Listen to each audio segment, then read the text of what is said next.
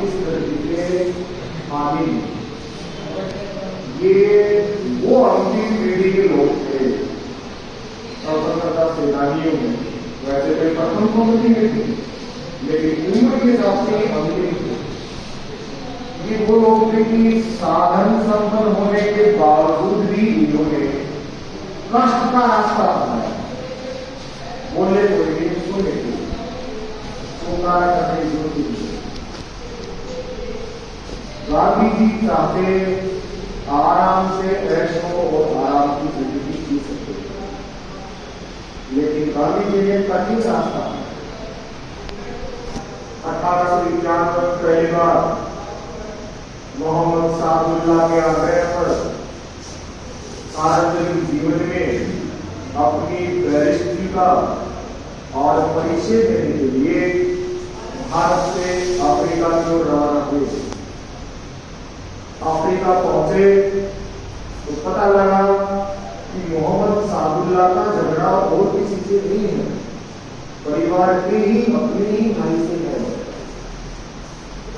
और गांधी जी ने अपने एथिक्स का परिचय दिया, नैतिकता का परिचय दिया।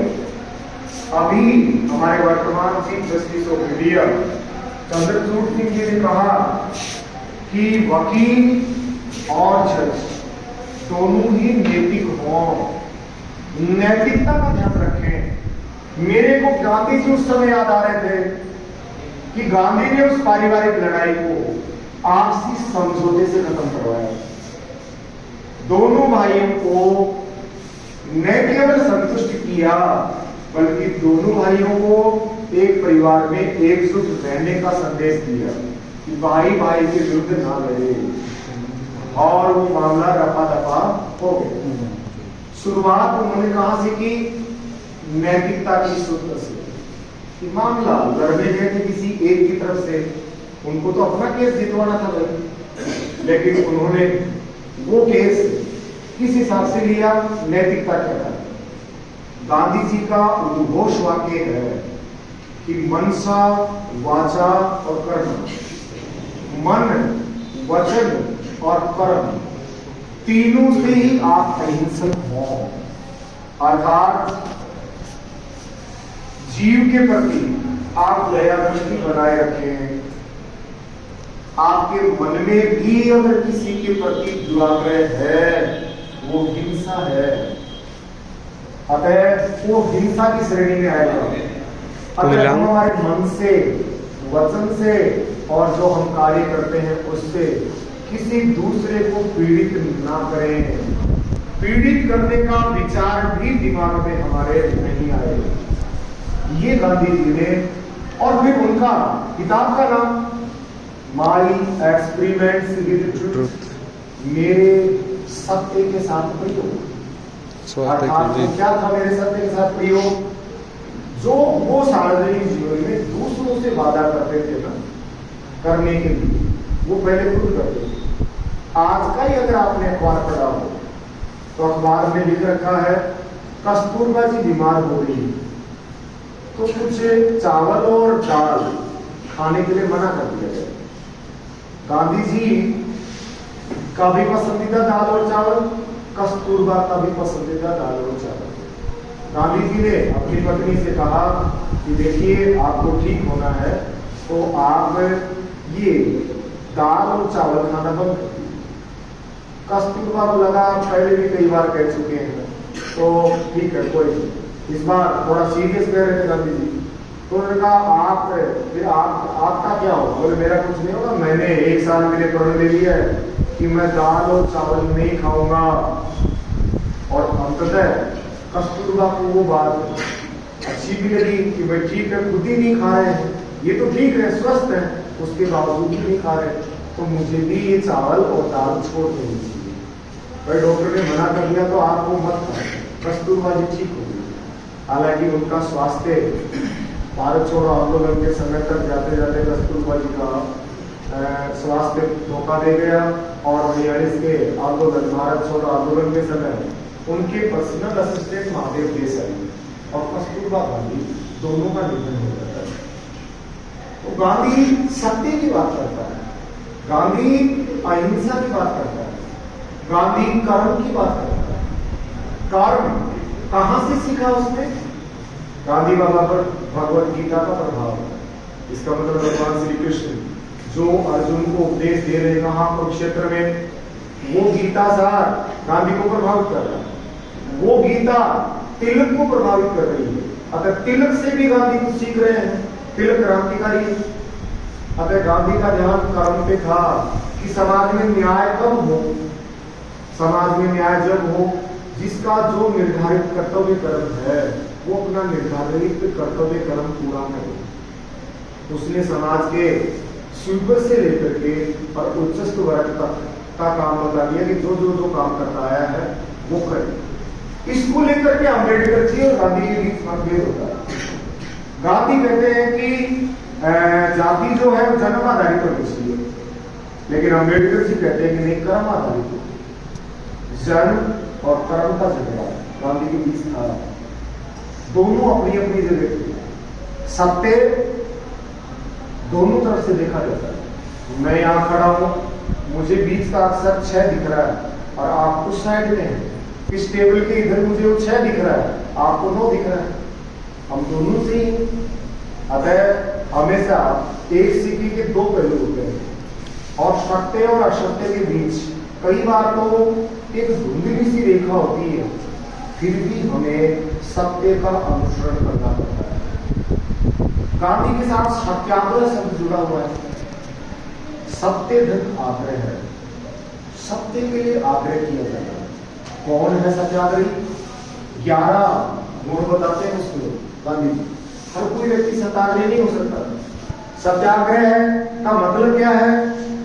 दूसरे को कष्ट की भावना भी मन में ना ला करके स्वयं को कष्ट देना और अपनी बात मनवा लेना, ये सत्याग्रह है।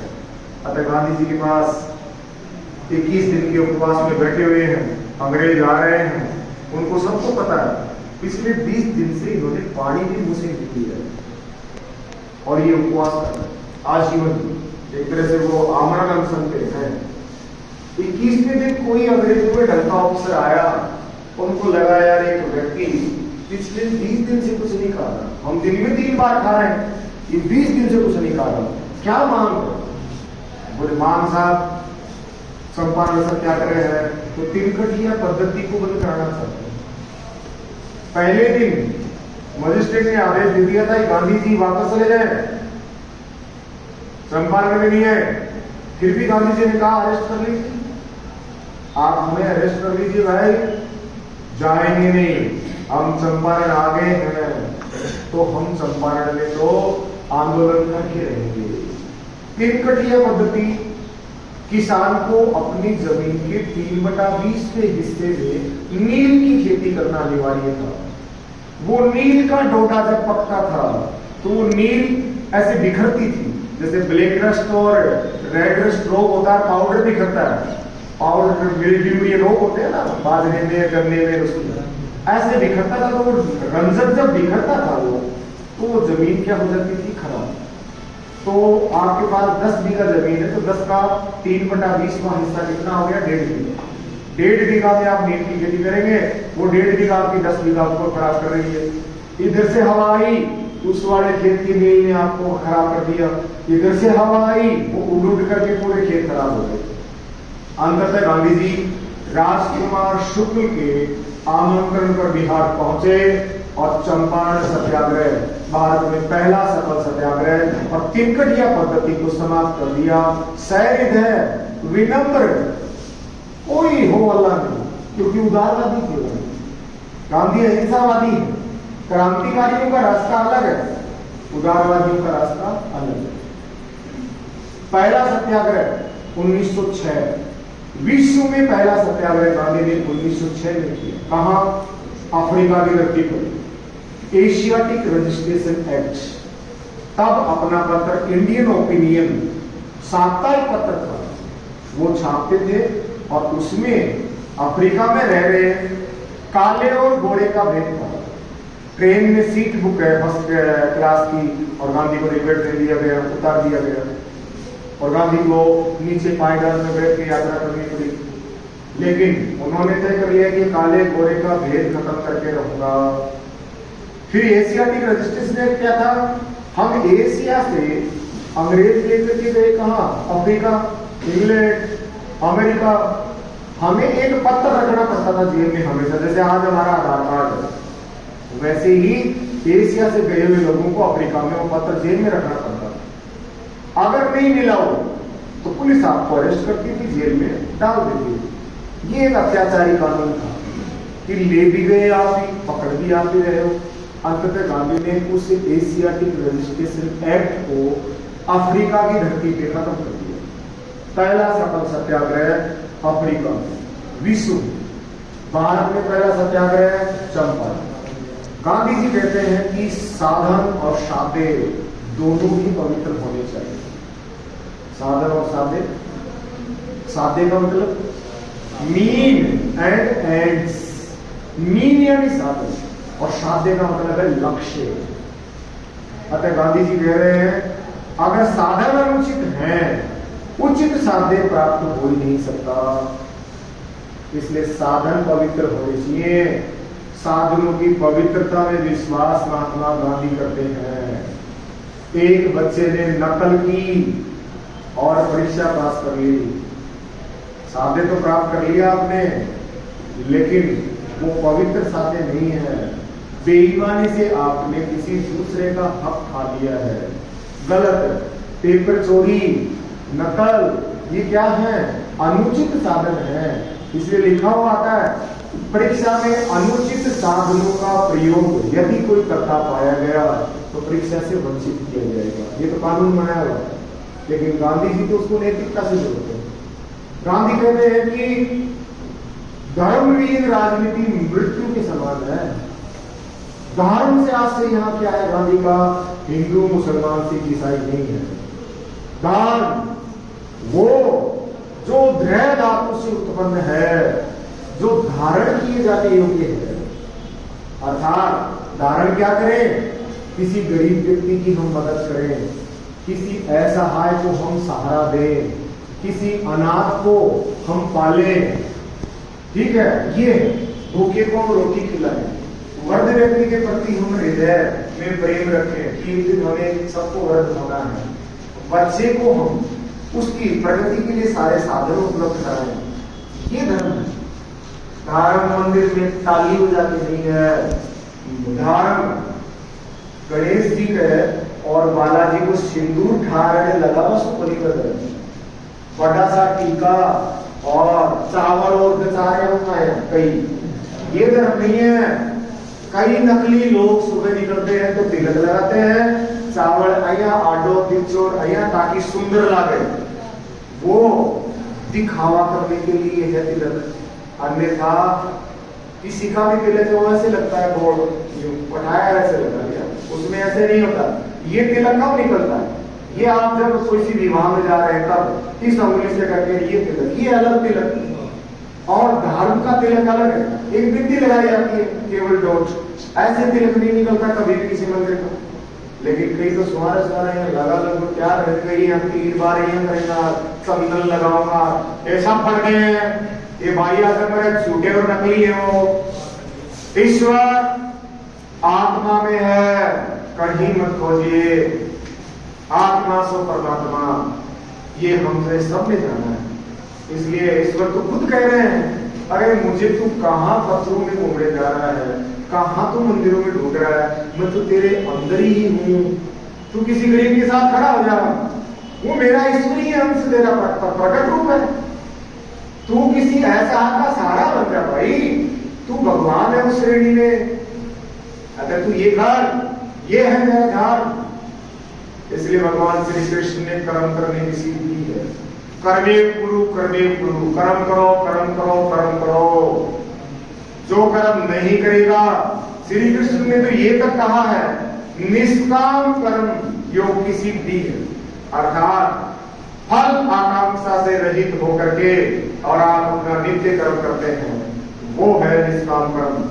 आप सबके सामने तो सकाम कर्म, आप पढ़ेंगे तो नौकरी लगेंगे, हम सबको पता है। कि यदि हम अच्छी से पढ़ाई की तो तय मान लीजिए नौकरी लग जाता है हमारा।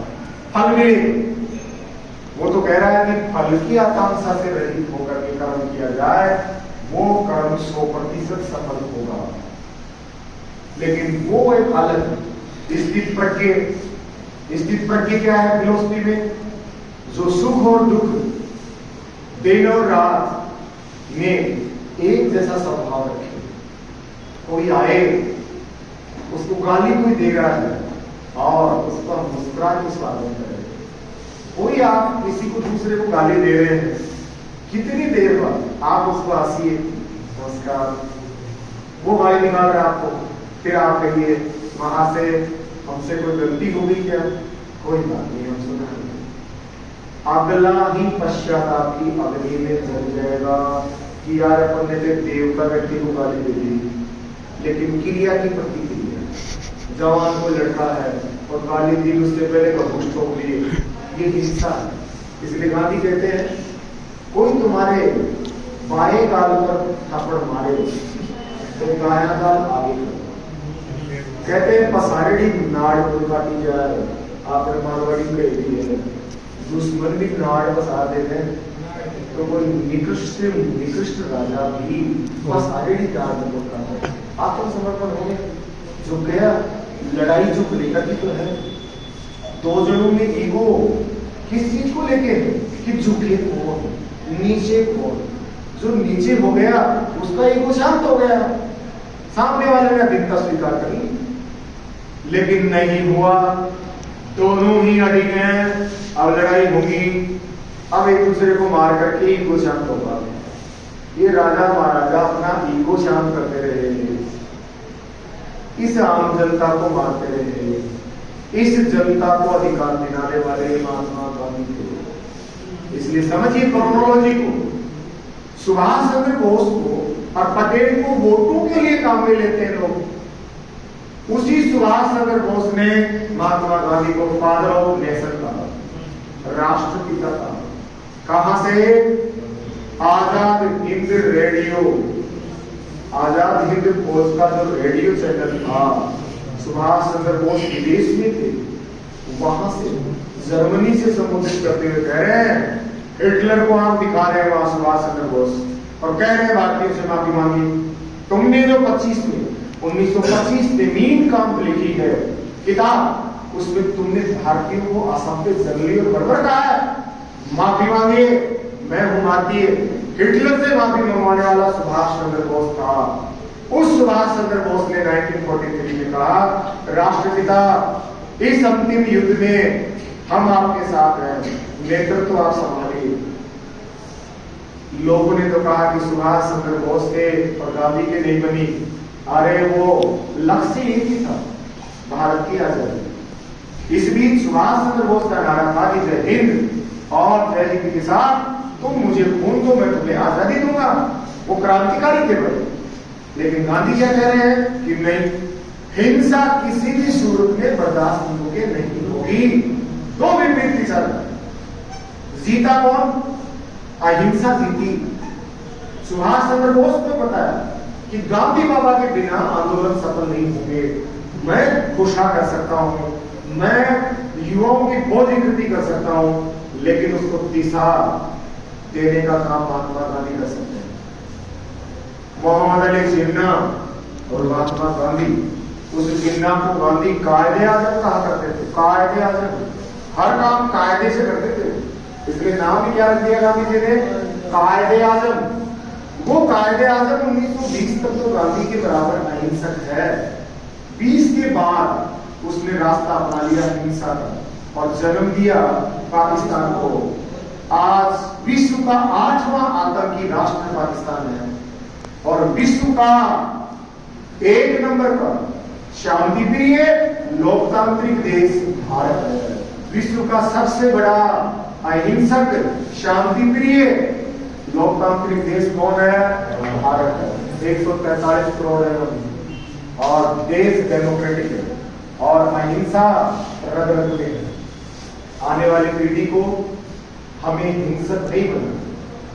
कुछ नेतागण 56 हिंसक ना दिखाते हैं, 56 इंच नहीं, ये टुच्ची लैंग्वेज है। 56 इंच नहीं, ये आप नई पीढ़ी को गलत दिशा दे रहे हैं। ये गांधी का नहीं है, ये गांधी का वाक्य नहीं है कि 56 इंच दिखाना है। तेरे तक वैगी बेहतर इंच तेरे तक राम आने वाली पीढ़ी को ये कहे कि बेटा हमेशा सत्य, अहिंसा, विनम्रता, शील, ये इन सब चीजों को बनाए रखना और हमेशा बड़ों का सम्मान करना, छोटों के प्रति आदर का भाव रखना, बराबर वाले का भी मान सम्मान करना। आप दूसरों को सम्मान दोगे तो आपको कोई सम्मान देगा। ये सीख हमें महात्मा गांधी से मिलती है, जिन्होंने जीवन भर तलवार की नोक पे चले और झुके अंग्रेजों के सामने नहीं, अपनों के सामने तो कई बार, अपनों के सामने अंबेडकर, सुभाष चंद्र बोस, जवाहरलाल नेहरू, पटेल, यहाँ अपनों की बात रखने के लिए वो झुके रहते, लेकिन अंग्रेजों के सामने वो अड़ी, माफी नहीं मांगी कभी। माफी भी नहीं है महात्मा गांधी। 21 दिन का उपवास करना उत्तम बात नहीं है, और उपवास को साधन कहते थे सत्याग्रह। साथ में लाल बहादुर शास्त्री का भी जन्मदिन आज है, और क्या अनूठा व्यक्तित्व है। हाइट होगी उनकी 5.5 फीट 5-7, लेकिन खुद की हाइट से वही विराट रूप है लाल बहादुर शास्त्री का। और पत्नी का नाम मेरे ध्यान नहीं आ रहा। दोनों पति और पत्नी राष्ट्रीय आंदोलन में कंधे से कंधा मिला करके और सक्रिय भागीदारी निभाई। देश के प्रधानमंत्री बने। 2 किस्से आपको शास्त्री जी के बताऊंगा मैं, आप उसके व्यक्तित्व का परीक्षण कर लोगे। पहला रेल मंत्री बने शास्त्री जी, जब रेल मंत्री बने थे, पहला नहीं बाद में, जब रेल मंत्री बने तो घर वालों को नहीं बताया कि मैं रेल मंत्री हूं, मां को नहीं बताया कि मैं रेल मंत्री। क्यों नहीं बताया कि मां को रेल मंत्री के बारे में बता दूंगा तो वो लेकर से कहती करेगी मां जो रेल मंत्री है, कोई काम होता। शास्त्री जी ने किसी को नहीं बताया परिवार में कि मैं रेल मंत्री हूं। विशेषतः संदर्भ ये आता है कि मां को नहीं बताया। रेल दुर्घटना हुई, रेल दुर्घटना क्यों हुई?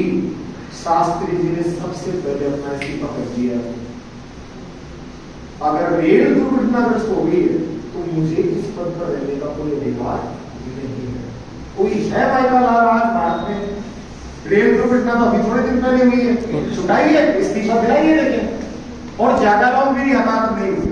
उस रेल दुर्घटना में कोई 2-4 लोग एक्सपायर हुए और पटरी जरूर उतर गई होगी, फिर भी इस्तीफा दे दिया। 1920-21 के आसपास स्वदेशी और बहिष्कार आंदोलन चल रहा है।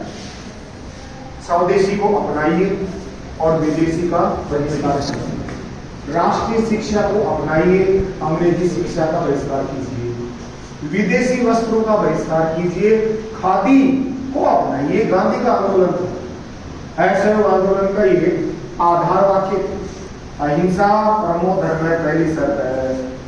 स्वदेशी हम अपनाएंगे, राष्ट्रीय शिक्षा को हम अपनाएंगे, विदेशी वस्तुओं का बहिष्कार करेंगे। और विदेशी वस्तुएं वास्तव उनकी होली जलाई जा रही थी अंग्रेजों के सामने। एक दुकान पे शास्त्री जी और शास्त्री जी की पत्नी पहुंचे।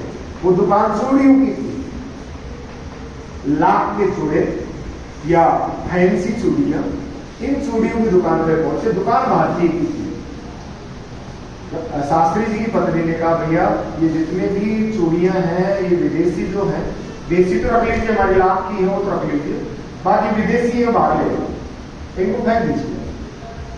दुकान वाला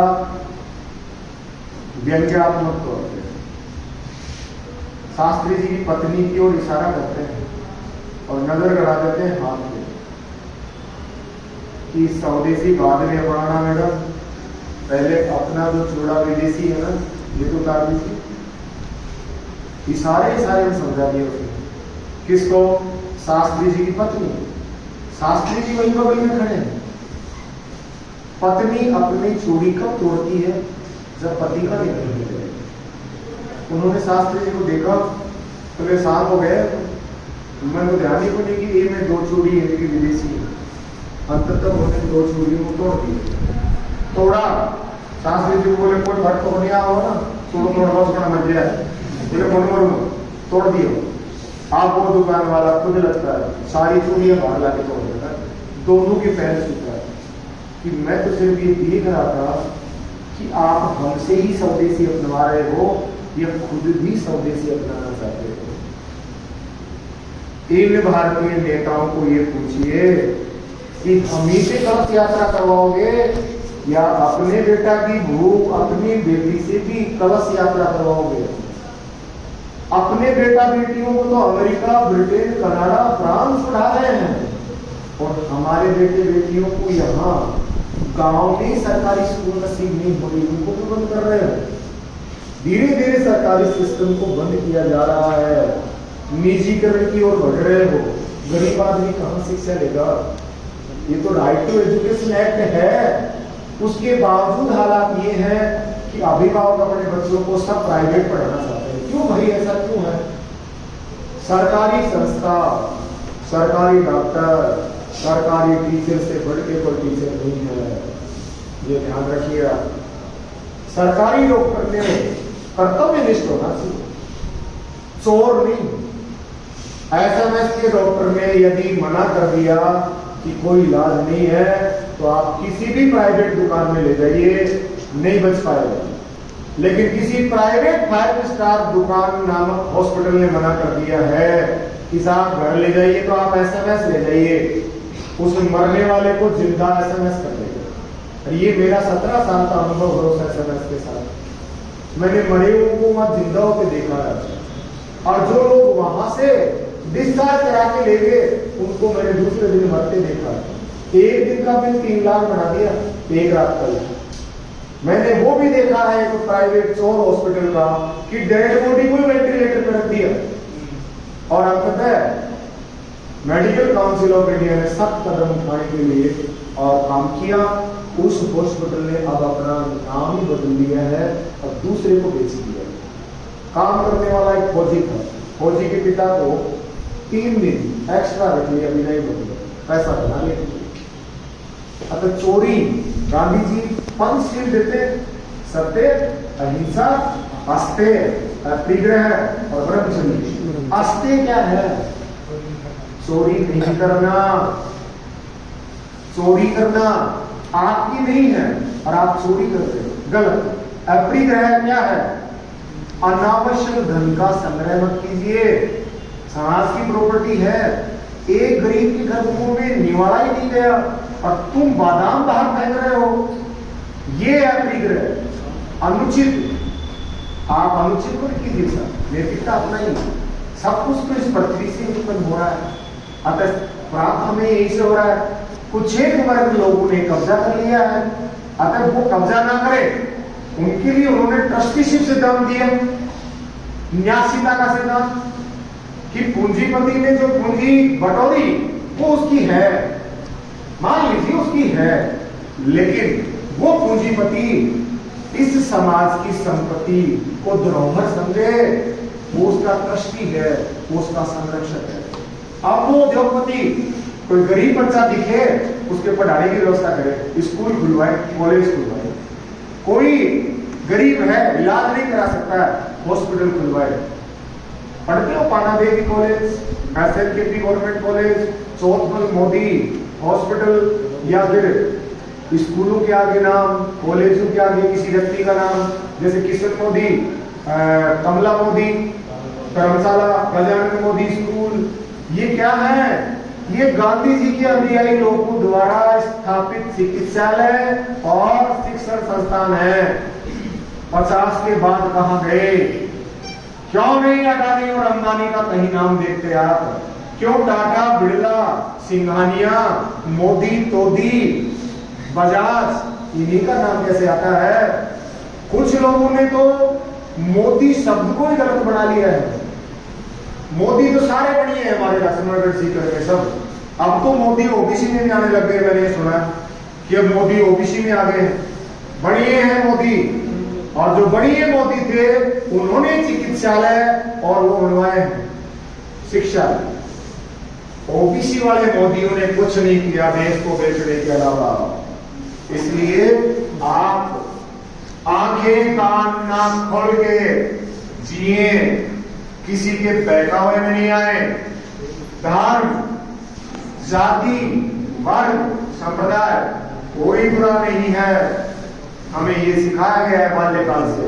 हिंदू मुस्लिम सिख ईसाई आपस में है, उसी उद्घोषवाक्य में रहना। कोई हमें जाति के आधार पर भिड़ाए।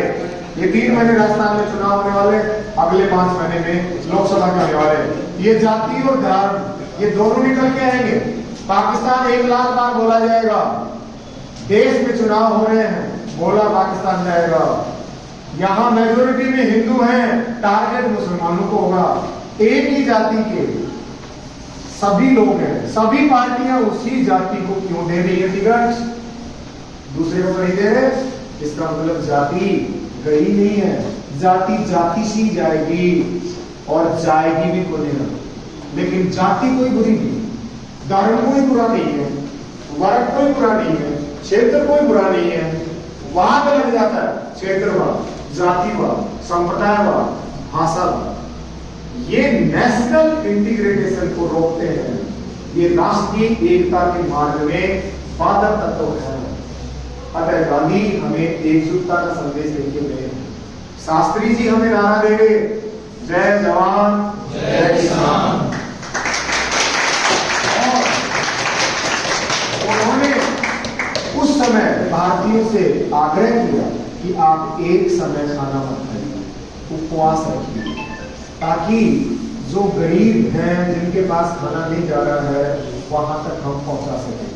हम उस भारत के रहने वाले हैं, उस ब्लैक एंड व्हाइट भारत, जब 47 में भारत जर्जर भारत अंग्रेजों ने चूस करके शोषण करके छोड़ा था।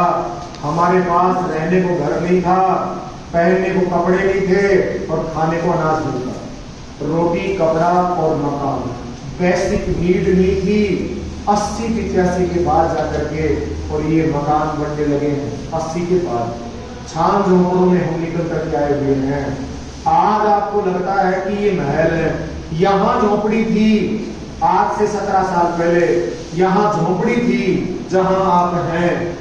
ये जिनकी थी वो आज भी गरीब हैं, और ये जिन्होंने खरीदी उनके पास इतना पैसा है कि उनको सुध नहीं है कि भाई ये इसमें क्या हो रहा है क्या नहीं हो रहा। अतः समाज का एक वर्ग वो जिसके पास अरबों खरबों की संपत्ति, समाज का एक वर्ग वो कि 2 टाइम की रोटी नसीब नहीं हुई। ये खाई कम करना ही क्या है? लोक कल्याणकारी राज्य, समाजवादी राज्य है।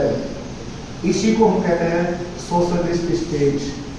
गांव गरीब, किसान, मजदूर, छात्र, दीनहीन, उसकी पहचान करो और विभिन्न सामाजिक आर्थिक योजनाओं का लाभ दे करके और उसे समाज की मुख्य धारा में लाइए। ये सरकार का काम है।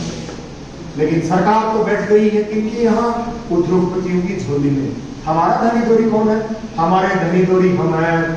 हर 5 साल में जनता संप्रभु बनती है। बनने को तो परमानेंट जनता संप्रभु है, लेकिन एक बार आपने दे दिया तो 5 साल वो आदमी सत्ता में रहता है। आपके पास 5 साल है उस व्यक्ति का अन्वेषण करने का, और संविधान का आर्टिकल 326 आपको मत देने का अधिकार देता है। उखाड़ फेंकिए, लाइए ऐसे लोगों को, वादा करें जो कि नौकरी देंगे, गांव गरीब किसान की हम सुनेंगे, किसानों को सब्सिडी देंगे, छात्रों को हम शिक्षा निःशुल्क करेंगे, हम उच्च शिक्षा तक, और नौकरियां देंगे हर एक विभाग, प्राइवेट और गवर्नमेंट। जो कोई कहे, कोई भी ABCD पार्टी, कोई भी जो मैंडेट उसके पास में दीजिए। हर 5 साल में हमारे पास उत्सव आता है। ये सबसे बड़ा उत्सव होता है। आप अपने ऊपर शासन करने वाले को अनुमति दे रहे हैं अपने मत का दान करके। 5 साल आपसे वो भीख मांगता है कि मैं देश संभाल लूं, मैं राज्य संभाल लूं, मैं पंचायत समिति संभाल लूँ, मैं जिला परिषद संभाल लूँ, मैं नगर पालिका संभाल लूँ, मैं नगर परिषद संभाल लूँ, मुझे 5 साल दे दो। सबको दिया हमने, पंच से लेके प्रधानमंत्री तक सबको दिया, लेकिन मिला क्या? क्या वो बनने के बाद हमारे गांव में आया? नो नहीं। तो फिर अब के आए तो दोहरा करो। ये गांधी जी कह रहे हैं, मैं नहीं कह रहा। जो सत्य की तरफ बढ़े उसका साथ दो, और जो असत्य पे टिका हुआ हो, जिसकी नींव हिंसा पे हो, उसकी जड़ें काट दीजिए। देश अहिंसक है, देश की मूल आधार सत्य और अहिंसा है। अतः एक तरह से हमारे ये आज इस दुनिया में नहीं है, लेकिन ये मान के चलिए भगवान ऐसे लोग पता नहीं आएंगे कि नहीं आएंगे। रविन्द्रनाथ टैगोर, महात्मा गांधी, जवाहरलाल नेहरू, आपके शास्त्री जी, लाल बहादुर शास्त्री, दीनदयाल वाचा, दादा भाई नौरोजी, गोपाल कृष्ण गोखले, राजा राम मोहन राय, दयानंद सरस्वती, विवेकानंद, ये सब विचारक हैं। और इनकी मिलती जुलती आइडियोलॉजी है, थोड़ा थोड़ा अलग कर देते हो। एक क्रांतिकारी विचारधारा जैसे आपने कहा भगत सिंह, ठीक है, तिलक से शुरू होती है। लोकमान्य बाल गंगाधर तिलक, साम्राज्य मेरा जन्मसिद्ध अधिकार है, मैं इसे लेके रहूंगा। 1897 में एक ब्लैक कमिश्नर का गवर्नर दिया था भगत सिंह। वो कभी मास्टरों की बस में नहीं है, अलग ही प्रकार की शख्सियत थी। फिर पैदा हुए भगत सिंह, चंद्रशेखर, राजगुरु, राम प्रसाद बिस्मिल, सुखदेव, खुदीराम बोस, सुभाष चंद्र बोस, रास बिहारी बोस, अरविंद बोस, ये लोग, ये क्रांतिकारी शाखा कहां से शुरू हुई? बंगाल से। रविन्द्रनाथ टैगोर, बंकिम चंद्र चटर्जी, कहां से? बंगाल से। कारण कलकत्ता राजधानी थी भारत की। अगर राजधानी के इर्द गिर्द जो कुछ हुआ वो छप गया, लेकिन किसी ने उस समय राजस्थान में कुछ किया, किसी ने उस समय यूपी में किया, नहीं छपा। लेकिन वो गुरुवर रविन्द्रनाथ टैगोर, सोचिए, गीतांजलि 1913 में नोबेल पुरस्कार ले लिया। भारत आजाद भी नहीं, 1913 में 1913 में उन्हें नोबेल पुरस्कार से नवाजा गया। आज उनके विश्वविद्यालय का नाम है विश्व भारती विश्वविद्यालय। अतः विश्व भारती नाम से जितने भी यूनिवर्सिटीज हैं, उनके एक तरह से संस्थापक के तौर पे कौन है? गुरुवर रविन्द्रनाथ टैगोर। इसलिए मित्रों, अभी आपका जीवन शुरुआत की हो गया है। अतः जीवन में गांधी जी, शास्त्री जी, हमारे सभी स्वतंत्रता सेनानियों के आदर्शों को हृदय में संजोए रखिए। ये चौथा मूल कर्तव्य आपका। और पीढ़ी दर पीढ़ी आप ये बताते जाएं कि कैसे शोषण की पराकाष्ठा से हमें आजाद कराकर आज स्वतंत्र और स्वच्छंद हवा दी है। अपना बलिदान देकर के लोगों ने अपनी सुख सुविधा छोड़ करके कि आने वाली पीढ़ियां सुरक्षित रहे, लोगों ने गर्दन लगा दी है। सिख गुरु धर्म बदलने के नाम पर बच्चों को भी मार दिया, उनको भी मार दिया, लेकिन धर्म नहीं बदला हुआ। लेकिन फिर भी ऐसा काम हुआ करता था। विदेशी ताकतें थी, विदेशी आक्रांता थे, बहन बेटियों को नहीं छोड़ा तो बाल विवाह और प्रथा नामक व्यवस्था शुरू हुई। आज तक पाले बैठे हैं। वैदिक काल में जब हम देखते हैं महिलाओं की स्थिति तो बहुत अच्छी थी। पहले मात्र सकारात्मक सत्ता थी, मां की चलती थी। अतः महिला शक्ति का सम्मान कीजिए। वैदिक काल का जाकर के पढ़ लीजिए, पुरुष से अच्छी स्थिति में थी। आज स्थिति धीरे धीरे सुधर रही है। आज लड़की सरकारी नौकरियों में और सब जगह परचम लहरा रही है। मेडिकल हो, चाहे एजुकेशन हो, अंतरिक्ष हो, लड़ाकू विमान हो, सेना हो, DRDO हो, भारत हो, कोई ऐसा क्षेत्र नहीं जहां लड़कियां नहीं जा रही। हम सब की बहन बेटियां हैं। हम दूसरों का सम्मान करेंगे तो लोग हमारे वाले का सम्मान करेंगे। यदि हमने दूसरे को सम्मान नहीं दिया तो हमारे वाले भी सम्मान की हकदार नहीं रहेगी। आप पैरा नहीं दे सकते, लेकिन हाँ, हमने किसी अकेली लड़की को देखा और उसको हमने उसके गंतव्य तक पहुंचाने में मदद की, तो हमारी वाली भी नहीं अटक सकती है, उसको भी कोई पहुंचाए। उस समय आप एज ए भाई, एज ए पिता, एज ए जो भी आप हैं, अभिभावक के तौर पर उस बच्ची का साथ कीजिए। गलत नहीं भी हो रहा है, उसका पुरजोर तरीके से विरोध कीजिए और लड़ जाइए उस आक्रामकता से, उस अत्याचारी से। गांधी यहां ये नहीं कहता है, गांधी कहता है करो और मरो, करो और मरो, डू एंड डाई। नारा अहिंसक है कि हिंसक है? अहिंसक। डू एंड डाई नारा अहिंसक है कि हिंसक है? अहिंसक है। कैसे? गांधी जी ने कहा या तो भारत को आजाद कराओ या इस पावन पर्व के लिए, इस आजादी के लिए अपने आप का न्योछावर कर दीजिए। गांधी मेरे पास अपने आप में बहुत है गांधी। 12 घंटे जैसे विवेकानंद बोलता है ना, मैं 14 घंटे बोल दूंगा लगातार। गांधी इतना गांधी है, मैंने कुछ एक चीजें आपको बताई हैं। गांधी अपने आप में एक किताब है और पूरे विश्व में गांधी की प्रतिमा स्थापित की जा रही है।